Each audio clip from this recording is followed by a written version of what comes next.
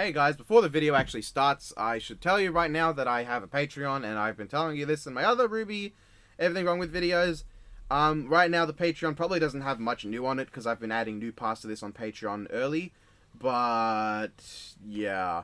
But I will be putting up Everything Wrong With RWBY Part 1 for Volume 1 on there before I put on YouTube. So that's all. Alright, this is it. The ending of this Odyssey of Everything Wrong With RWBY Volume 6.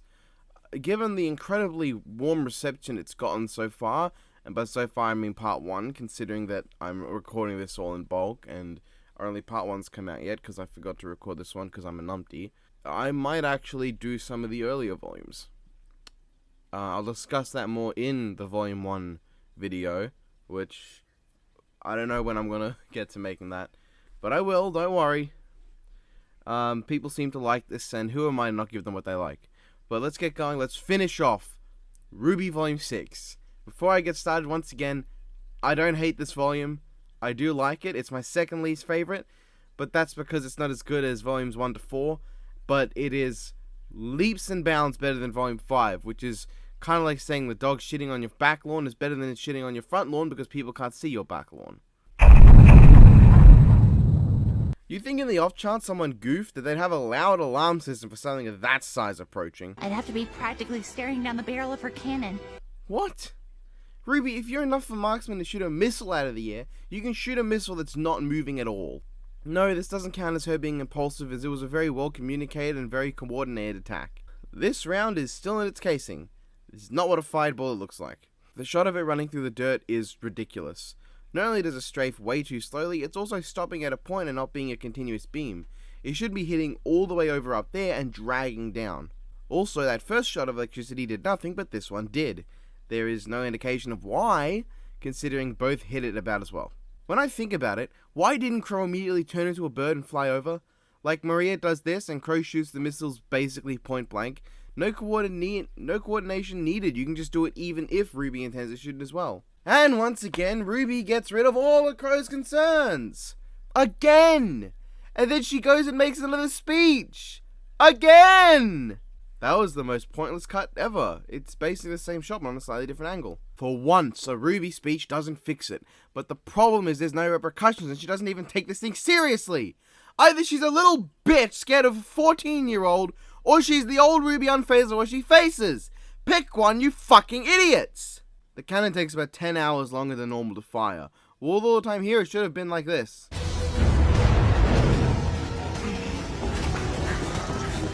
RWBY!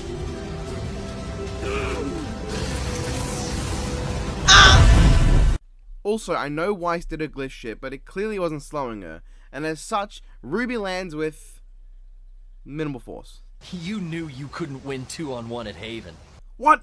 Adam, she did win! She did win! She didn't follow through because nobody in that fight pressed their advantages and played offense when they should have. I'm more complaining about Volume 5 here, which was shit! Volume 5 is shit! What makes you so sure you can win now? I have people who actually care about me. So Sun doesn't count as someone who cares about you. Neither does Gira or Kali or Yang. Oh no, Yang does count. What?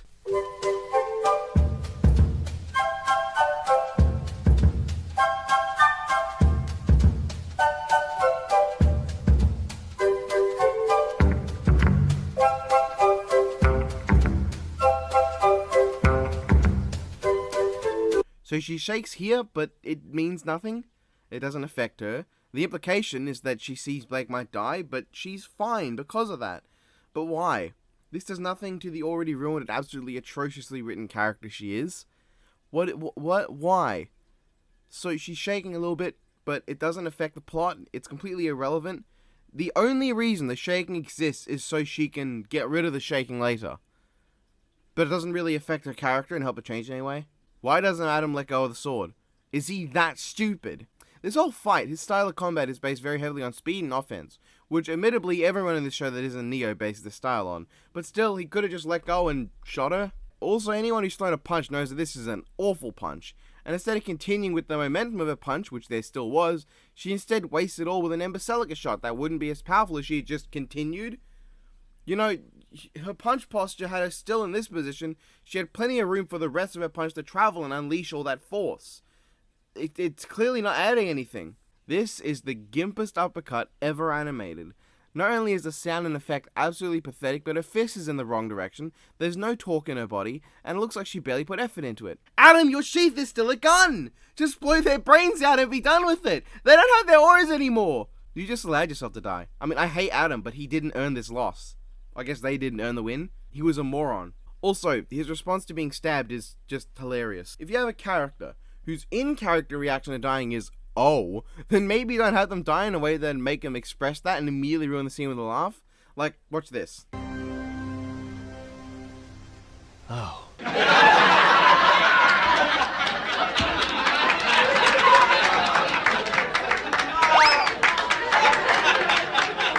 And now comes the hilarious fall from grace and a cliff. How would they know this? Are you saying they can hear it through the mech or from the ship that's that far away? They clearly can't see it, it's not visible here. And honestly, would it really be that hard to place the Leviathan in the distance? It'd be a great indicator of scale. Oh, thank fuck, we're nearly done. This Neo and Cinder scene is about as pointless as all the others. Cut it out and put them in the volume when it's important, and you'd lose nothing. At least Neo's new look is... Cinder, though... okay... I think it's laughable to think that Atlas didn't build gigantic turrets with the same artillery capabilities of the mech's arms. It's not like they're waging planetary sieges, just use turrets. I love our little character the heroes have. Not a single one is even considering the idea that they could just take the land to Atlas. The only one that considers it is Maria, who's old and is kind of shown as the wrong choice here. What would happen if, say, they failed and then they couldn't get the land to Atlas? This little town is gonna fucking blow up, self-destruct, because you thought it was a good idea to save them, but you failed, and then everyone's fucked because you don't get the lamp to Atlas. Salem wins. Yeah. In fact, if Cordovan hadn't had a magical heart change, that's what would have happened. Why didn't Maria take the land to Atlas with Crow and the rest of them stay back to fight? You see, the thing that makes Pacific Rim's shallow oceans work better than this is that in Pacific Rim they often have waters that reach up to the waist. Now that's still way too far down to look like it's in the ocean, however, it looks fine. It's obviously inaccurate, it would be barely visible at all, but at the waist it at least looks like it's pretty deep water. In this case, the water goes up to its knees, which makes the water look really shallow. Not like the creature's really large, especially because of how skinny it is in the waist. Wait a minute, it's not knee deep, it's ankle deep. That's even worse. Makes it look like it must have gigantic fucking stilt feet, and that's silly as hell and ruins the illusion. Make it waist deep and then make the Leviathan bigger. Atlas tech is fucking atrocious. You have all these rigs and no redundancies.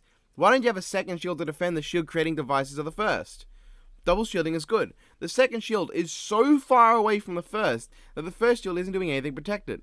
Multiple layers of shield that make it really hard to break through would be the best option here. Or even just small shield generators around the big generators to project shields around the big generators. It tore straight through. No, Oscar, it got lucky. If it forced its way through, it would have gone through the shield and not destroyed one of the generators. There's a difference between forcing the way through and picking the lock. This whole plan hinges on the Silver Eyes, because it would take effort to make a strategy around anything else beyond magic love lasers. If the lamp attracts Grimm, did they ever consider bringing the lamp closer to it and trying to lure it to Atlas? Because I'm pretty sure a place as strong as Atlas could take out this dork. Did you see the fucking military it had at the end of this volume? Christ! In what world is small arms fire more powerful than Air Force artillery? The missiles from the ships do nothing, but blasts from Magna Hild and Ember Celica, that does it in. That hurts it. The artifact attracts Grimm, but this big lummox takes a while before he notices it. Let's just explain what's going on here. A Daikaiju that's ankle deep in the ocean is heading towards a military base. The creature can tank missile fire, but not grenade launchers and shotguns. Now, a 16-year-old girl is going to try and kill it with magic love-powered death rays she was born with. And she also suddenly has an earpiece now. Funny how most of these flashbacks she's actually in them, but then the one at the start looks more like it's from her perspective. Also, one of the shots is just a peer whom she shared 2 lines with, I think, and one of them was only on a DVD.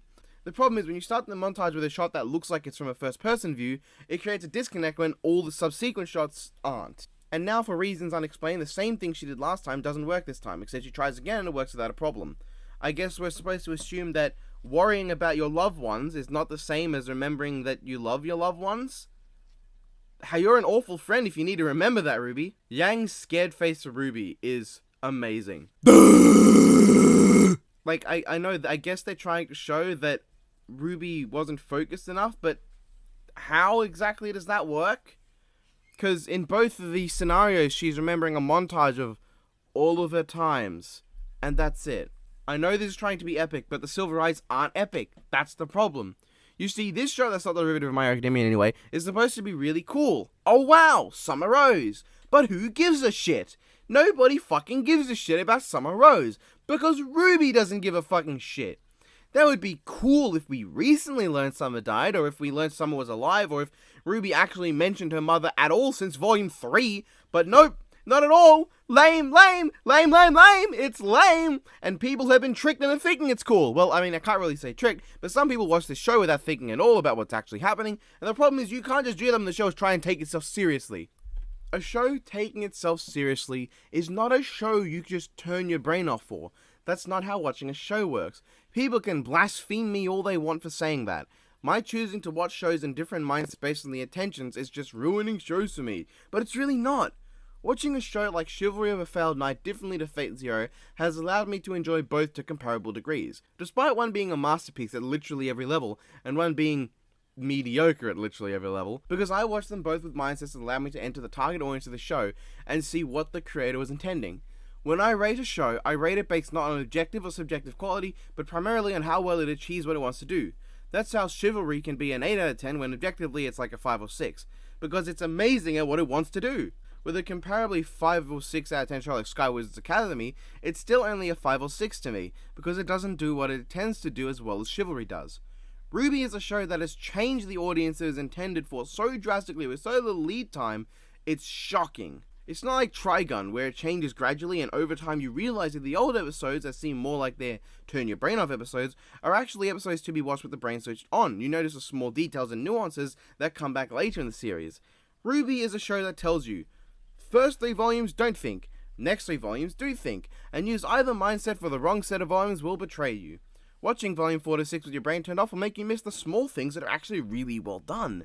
The very small scenes that are amazing from an objective standpoint, and will also make you applaud mediocrity and tell Rooster Teeth they don't actually need to try because their inept fanbase will follow like puppy dogs anyway.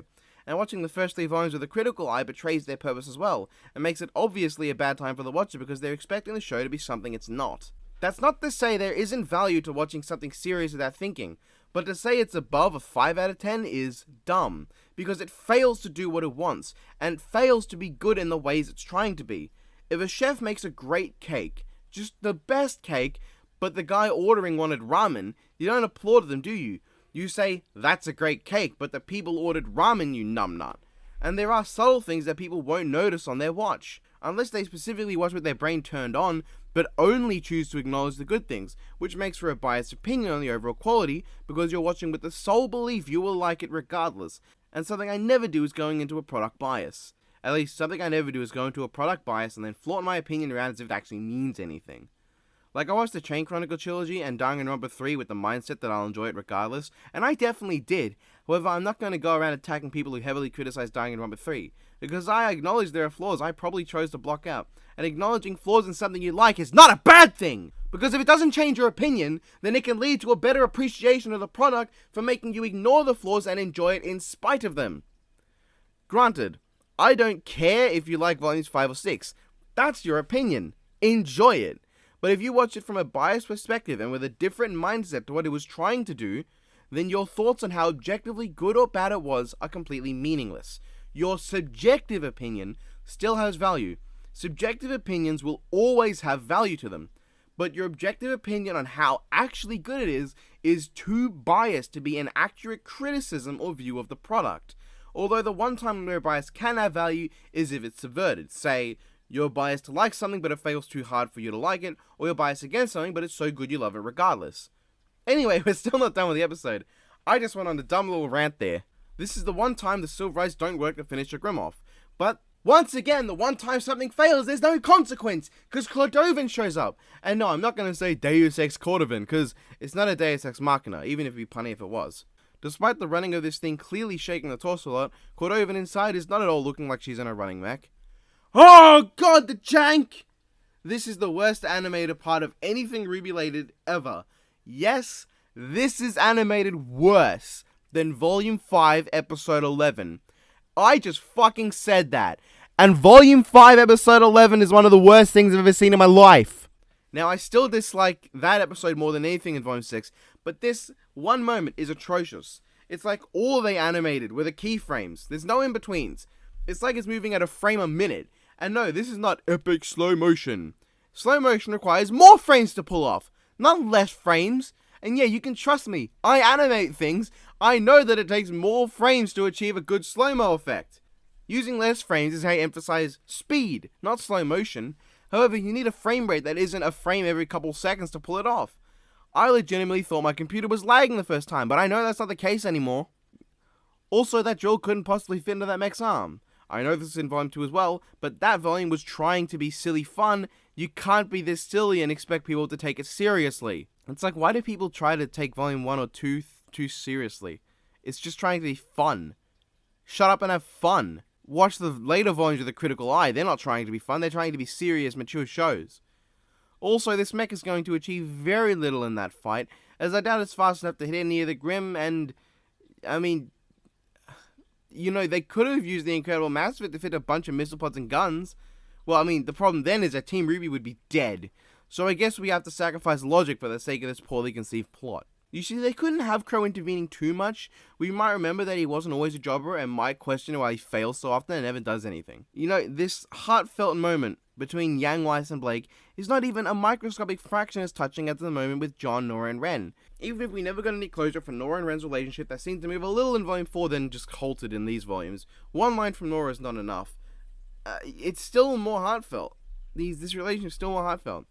And here they make it seem like RWBY is modest, but it's not in RWBY's character to be modest. Then again, RWBY doesn't have a character anymore, so fuck it!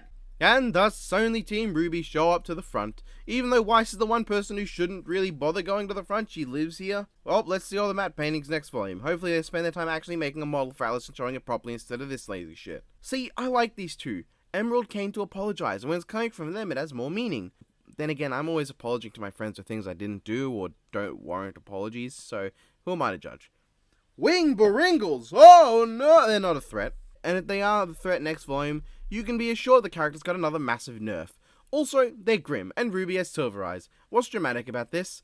Last end credit scene meant nothing, so neither will this. Silver Eyes make all Grim pointless. Hazel's old saying is so commonly used it holds no meaning unless said in a really cool way. This is not said in a really cool way.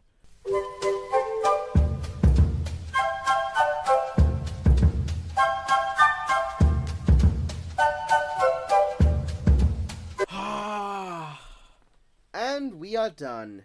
Over an hour of talking about RWBY Volume 6, and it's still probably less than what Fat Man Falling has to say. I hope you guys enjoyed. I'm very far away from the mic right now because I'm leaning back and my legs hurt. Which has nothing to do with the recording. Anyway, yes, I hope you guys enjoyed. I really put a lot of time and thought into this, and I hope it promotes good discussion and not hate speech. Because people who get really hatey and get angry at people for their subjective opinion on, honestly, a fairly irrelevant show, I mean, I do this because RWBY's very popular on the internet, and I make my living on the internet. That's all I gotta say, guys. Have a good one. See ya!